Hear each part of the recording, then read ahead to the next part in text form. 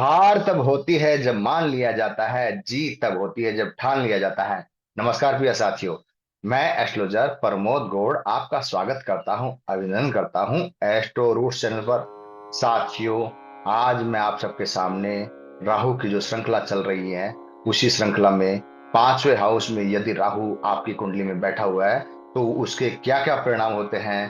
कौन सी ऐसी पुरानी एनर्जी, पूर्व जन्म की एनर्जी है जो पुण्य कर्मों से आप लेके आए हैं, और कौन सी एनर्जी है जो इस समय पर आपके जीवन में फुलफिल होने वाली है, और कौन सी गहराइयों के साथ आप आगे बढ़ेंगे, और कौन सी ऊंचाइयों में बहुत अच्छा परचम लहराएंगे, और कहां पर आपको डाउन हो सकता है। यही समग्र चर्चा करने का आज हम प्रयास करेंगे।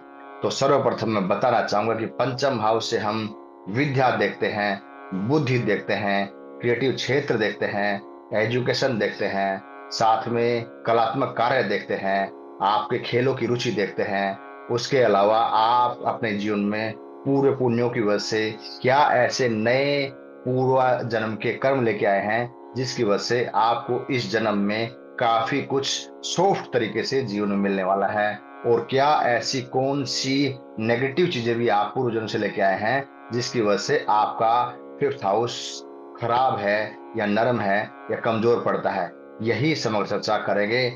साथ साथ में मैं बताना चाहूंगा कि पंचम हाउस से हम प्रेम भी देखते हैं, संतान भी देखते हैं। उसके अलावा आप अपने जीवन में इष्ट देवी देवता किसके पूजन अर्चन करेंगे जिसका करने से आपको फायदा होगा, यह भी हम पंचम हाउस से देखते हैं। इसके अलावा आपका मंत्रिमंडल में विस्तार किस लेवल पे होने वाला है, यह भी यहीं से देखते हैं। आपके ट्रस्टेड फ्रेंड जो है वह भी फिफ्थ हाउस से देखते हैं। उसके अलावा यदि मैं बताना चाहूं तो आपके जीवन में जैसे कि अपने आप में लगन का पंचम, जो आपकी संतान, आपकी बौद्धिक क्षमता, आपके जीवन में सब प्रकार की एक्टिविटी जो पूर्व जन्म से आप लेके आए हो वह बताता है। साथ में टेंथ से अष्टम होने की वजह से यह आपके कर्म क्षेत्र में काफी हिडन चीजें या रिसर्च वर्क करा करके आपको जीवन में आगे बढ़ाने वाला है। ऑब्स्टिकल भी आएंगे, पर अपनी मेहनत के द्वारा, रिसर्च वर्क के द्वारा, या काफी स्ट्रेटेजी के द्वारा सब प्रकार की निष्फलताओं को अपने जीवन में हटा करके सफलताओं की ओर अपनी बौद्धिक क्षमताओं के द्वारा बढ़ जाएंगे। यह भी आपका पंचम हाउस बताता है। इसके अलावा आपका भाग्य से पंचम हाउस, पंचम से पंचम होता है, तो यह भी आपके जीवन में कितना आपका भाग्य आपके साथ देगा बताता है। साथ में इलेवेंथ हाउस जो हमारी कामना पूर्ति का होता है, वहां से यह सप्तम हाउस पड़ता है।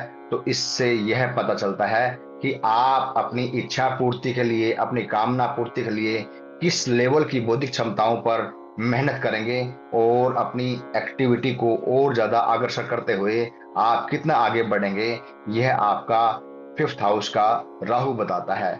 साथ में अपने आप में आपके पार्टनर से आपको कितना लाभ होगा या उससे नुकसान होगा, सप्तम से पंचम हाउस इलेवेंथ हाउस बन गया है, वह बताता है। इसके अलावा एट्थ हाउस से पंचम हाउस कर्म का हाउस है, जिससे आप अपने जीवन में ज्यादा मेहनत कर करके अपने कर्म को और कैसे बढ़ाएंगे, यह बताता है। साथ में सिक्स्थ हाउस जो शत्रु, रोग और कर्जे का होता है, उसको ये नेगेट करने वाला है, यानी उसकी हानि करने वाला है। यानी आप कोर्ट कचहरी के केसों से कम निवृत्त होने वाले हैं, और शत्रु आपके ऊपर हावी होंगे कि आप शत्रुओं पे हावी होंगे। यह भी आपका फिफ्थ हाउस बताता है कि ग्रहों का संबंध, फिफ्थ के लॉर्ड का संबंध यदि आपके ट्वेल्थ हाउस से होता है तो यह अपने आप पे दैन्य योग होता है। इसमें आपको अपने आप पर घमंड ज्यादा होता है, ईगो की प्रॉब्लम आप में होती है, आप किसी का कहा जल्दी से नहीं मानने वाले होते हैं। उसके अलावा प्रेम में भी आपको धोखा मिलता है। एजुकेशन में भी जितनी मेहनत करते हैं उसका प्रतिफल आपको नहीं प्राप्त होता है। साथ साथ में यदि पंचम हाउस का संबंध फर्स्ट हाउस से हो जाता है तो यह अपनी आप में आपकी बौद्धिक क्षमताओं के बल पर आप जीवन में समाज में क्या समाज को देने वाले हैं, और क्या आपसे समाज सीखने वाला है, यह सब कुछ पंचम हाउस बताता है।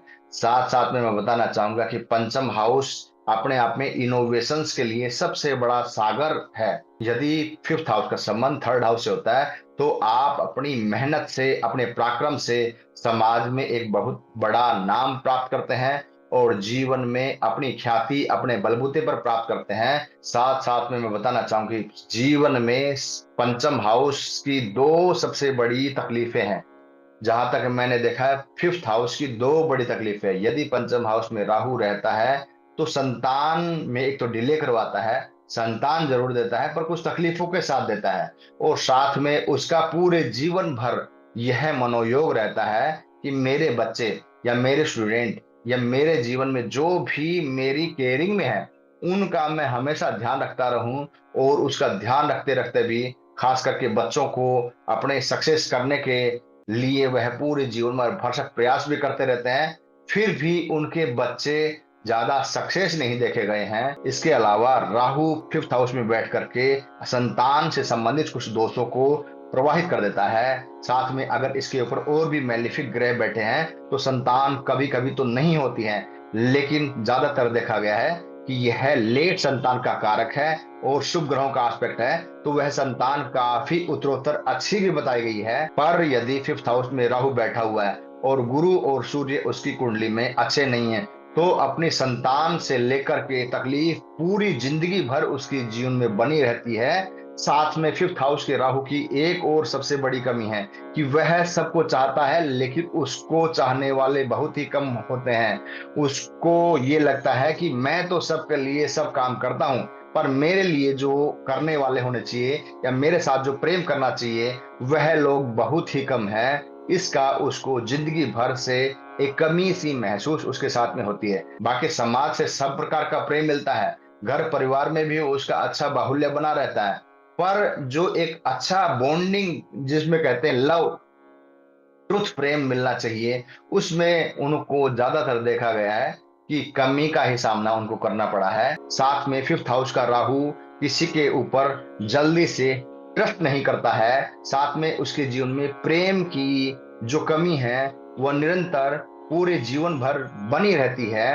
अगर प्रेम मिल भी जाता है तो कहीं ना कहीं कोई ना कोई शक आने की वजह से जीवन में काफी तकलीफों का सामना करना पड़ता है। लेकिन साथ में यदि शुभ ग्रहों का एस्पेक्ट है, चंद्र है, गुरु है, शुक्र है या अपने आप में बुध है, शुभ ग्रहों का एस्पेक्ट यदि अपने आप में फिफ्थ हाउस के राहु पर पड़ रहा है और अपने आप में और भी शुभ योग आपकी कुंडली में बने हुए हैं और उस पर शुभ ग्रहों का एस्पेक्ट यदि अच्छा हो रहा है और साथ में फिफ्थ हाउस को सर्वाष्टक वर्ग में अच्छे बिंदु मिले हुए हैं, तो अपने आप में आपको नेगेटिव चीजों का कम ही सामना करना पड़ेगा। पॉजिटिव चीजें आपके जीवन में उत्तरोत्तर वृद्धि की तरफ बढ़ती हुई जाएंगे। और उसके अलावा फिफ्थ हाउस का राहु यह बताता है यदि आपकी कुंडली में फिफ्थ हाउस के राहु के ऊपर शुभ ग्रहों का एस्पेक्ट है, केंद्र और त्रिकोणों से उसका संपर्क है, तो ये यकीन मानिए कि आप जीवन में वो काम करके जाएंगे जो काम करने के लिए इस जीवन में आप आए हैं। जी हाँ साथियों, क्योंकि पंचम हाउस आपके पूर्व जन्म में जो आप काम करते करते पूर्ण काम होने से पहले ही रुक गया था, वह काम आप दोबारा सुचारू रूप से करने के लिए आप आए हैं। श्री दोराबजी टाटा जो कि इस्पात उद्योग के मसीहा माने गए हैं, उसके अलावा मैं बताना चाहूंगा कि श्री बिल गेट्स जी जिनके फिफ्थ हाउस में ही राहु बैठा हुआ है। साथ में मैं बताना चाहूंगा स्टीव जॉब्स जिनके भी फिफ्थ हाउस में राहु विराजमान है। साथ में मैं बताना चाहूंगा कि अपने पसंदीदा और हरफनमौला डायरेक्टर, कलाकार, गायकार, एक्टर, सब प्रकार के हरफनमौला हमारे श्री किशोर कुमार जी की कुंडली में भी फिफ्थ हाउस में राहु विराजमान है। साथ में मैं बताना चाहूंगा कि मीना कुमारी जी की कुंडली में भी फिफ्थ हाउस में राहु विराजमान है, जिसके कारण से उन्होंने अपने एक्टिंग में बड़ा ही अच्छा परचम लहराया।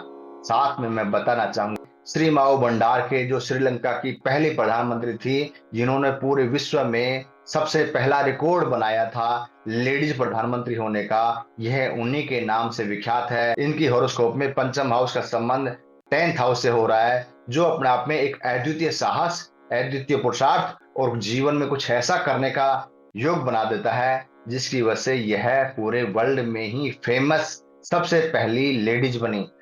इसके अलावा बताना चाहूंगा कि श्री शीला दीक्षित जी की कुंडली में भी फिफ्थ हाउस का राहु ही मिला है, जिन्होंने 15 साल तक बेधड़क होकर के मुख्यमंत्री का पद संभाला है। उसके अलावा मैं बताना चाहूंगा कि ए आर रहमान की कुंडली में भी जो है फिफ्थ हाउस का राहु ही विराजमान है। साथ साथ में मैं बताना चाहूंगा कि फिफ्थ हाउस का राहु अपने आप को आउट ऑफ बॉक्स ऑर्थोडॉक्स यानी कि अपने सोच से अलग अपने घर परिवार के जो लोग करते हैं उनसे वह डिफरेंट क्वालिटी का पैटर्न वह चुनता है और अपना सिक्का पूरे समाज में पूरे वर्ल्ड में चमका करके रहता है। ऐसा फिफ्थ हाउस का राहु माना गया है। साथ साथ में फिफ्थ हाउस के राहु के बारे में यदि मैं आपको बताना चाहूं तो यह जो फिफ्थ हाउस का राहु है यह आपको शेयर मार्केट सट्टा या अपने आप पे इन चीजों से आपको बचना चाहिए यदि इसके ऊपर और भी मेलिफिक एस्पेक्ट बने हुए हैं। साथ में इसके अलावा संतान के मामले में आप अपने जीवन में हमेशा जो कमी सी महसूस होती है तो उसके लिए आप अपने जीवन में अपने गुरु को सच्ची भक्ति से पूजें तो यह आपके लिए अच्छा रहेगा। और दुर्गा जी की उपासना आराधना करेंगे तो यह भी आपके लिए काफी अच्छा रहेगा। साथ में शास्त्रों में बताया गया है कि राहु दोषम हन्यथा बुधम, राहु के दोष को बुध ग्रह हरता है। यदि आपकी कुंडली में राहु ग्रह कमजोर स्थिति में है या अपने आप में जो मेलिफिक ग्रहों के एस्पेक्ट उसके ऊपर बने हुए हैं तो गणेश जी को लड्डू का भोग लगाए या उसके अलावा गणेश चतुर्थी का पाठ करेंगे तो यह राहु आपका फिफ्थ हाउस का और भी अति उत्तम फल देगा और नेगेटिव फलों में इसके में कमी आएगी। इसके अलावा मैं आपको बताना चाहूंगा कि फिफ्थ हाउस का राहु है वह जीवन में हेल्थ के मामले में विशेष रूप से सबको ध्यान रखना चाहिए क्योंकि पेट से संबंधित या पैन क्रिया से संबंधित तकलीफों का सामना भी उस इंसान को करना पड़ता है। साथ में फिफ्थ हाउस का राहु जब भी जिस इंसान को मिला है तो शुभ ग्रहों से संबंध होने की वजह से उसके जीवन में इंट्यूशन पावर काफी अच्छी होती है। साथ में ग्रेस्पिंग पावर भी काफी अच्छी होती है। वह लोगों को बहुत अच्छी तरह से भाप जाता है और क्रिएटर होता है, वह समाज का आईना होता है, वह समाज का वर्चुअल वर्ल्ड का वह बादशाह होता है। जीवन में जितनी भी आप इनोवेशंस देखेंगे जो कि अपने आप में कंप्यूटरीकृत समझिए या फिल्मी डायरेक्शन में समझिए या अपने आप में नेट गूगल का जमाना समझिए, यह सभी कुछ जो है ये फिफ्थ हाउस का क्रिएशन है। यह फिफ्थ हाउस के ही कलात्मक या उसमें रचनात्मक कार्यों की वजह से इंसान इस चीजों में और आगे बढ़ पाए हैं। अब जो हम आपसे बात कर रहे हैं कंप्यूटर का जो भी चीजें हमारे जीवन में है ये फिफ्थ हाउस के राहु की वजह से, क्योंकि राहु अपने आप में शॉर्टकट का कारक है। साथ में राहु से हम शेयर सट्टा लॉटरी भी देखते हैं जो अपने आप में अचानक से उठता भी है और अचानक से डाउन भी हो जाता है। साथ में फिफ्थ हाउस में राहु बैठ करके जीवन में अचानक अचानक ऐसी घटनाएं करवाता है जिसकी वजह से इंसान कई बार समझ नहीं पाता है। साथ में फिफ्थ हाउस का राहु यदि सिक्स्थ हाउस एट्थ हाउस और ट्वेल्थ हाउस के साथ में कनेक्शन बनाता है तो यह दैन्य योग बन जाता है जिसकी वजह से इंसानों को काफी सफर का, काफी टेंशन का, काफी मेहनत के द्वारा, काफी स्ट्रगल के द्वारा ही वह अपने जीवन को आगे बढ़ा पाता है। साथ में राहु आपकी कुंडली में तकनीकी राशि में बैठा है या अर्ध तकनीकी राशि में बैठा है या कलात्मक राशि में बैठा है, उसी प्रकार का नेचर क्रिएशन या क्रिएटिव आप अपने जीवन में करने वाले हैं। खेलों में भी यह बहुत अच्छी क्षमता निभाने वाला है। आपके पब्लिक पार्क का भी फिफ्थ हाउस का राहु कारक है। उसके अलावा आपके जीवन में क्या क्या विशेष रूप से आपके अंदर में पोटेंशियल भरा हुआ है पूर्व जन्म से जो लेके आए हो वह इस समय पर आपको निकालने का एक बहुत ही अच्छे क्रिएटर साबित होते हैं। साथ में आपकी होरोस्कोप में राहु का डिस्पोजिटर यदि केंद्र और त्रिकोणों में संपर्क है उसका या उसके अलावा आपकी होरोस्कोप में सूर्य और गुरु शुभ ग्रहों से एस्पेक्ट है और शुभ ग्रह के साथ में बैठे हैं और अच्छी ग्रह स्थिति के साथ में केंद्र या त्रिकोणों में या शुभ स्थानों पर बैठे हैं तो यह राहु आपके लिए इतना अति उत्तम फल देने वाला है कि आपको इस जन्म में दोबारा ऐसा कोई कार्य करना पड़े जिसकी वजह से आपका नाम ही रोशन हो जाए। यदि बाई चांस आपकी कुंडली में फिफ्थ हाउस का राहु कहीं मैलेफिक है तो आपकी होरोस्कोप में कारक ग्रह जो गुरु होता है या फिफ्थ हाउस का जो कारक सूर्य होता है यह दोनों आपकी कुंडली में केंद्र और त्रिकोणों में विराजमान है या शुभ ग्रहों से इनका एस्पेक्ट है या इन ग्रहों की दृष्टि उसके ऊपर पड़ रही है तो यह आपके लिए मैलेफिक रिजल्ट न देते हुए पॉजिटिव रिजल्ट की तरफ अग्रसर करेगा। साथ में अपनी इच्छाओं को और आगे बढ़ाएंगे। इसके अलावा इसमें दुर्बुद्धि भी होती है, दुर्विचार भी होते हैं, और साथ में नेगेटिव विचारों का भी इसमें ऊहापोह काफी चलता रहता है। और नेगेटिव चीजों को यह काफी पहले पकड़ता है। कारण क्या है कि यह सिक्स एट ट्वेल्थ के साथ में कनेक्शन कर लेता है, या थर्ड के साथ में कनेक्शन कर लेता है। तो और उसके साथ में भी मेलिफिक ग्रहों का एस्पेक्ट राहु के ऊपर, जैसे शनि है, केतु है, या उसके अलावा मंगल है, उसका एस्पेक्ट भी इसके ऊपर होगा।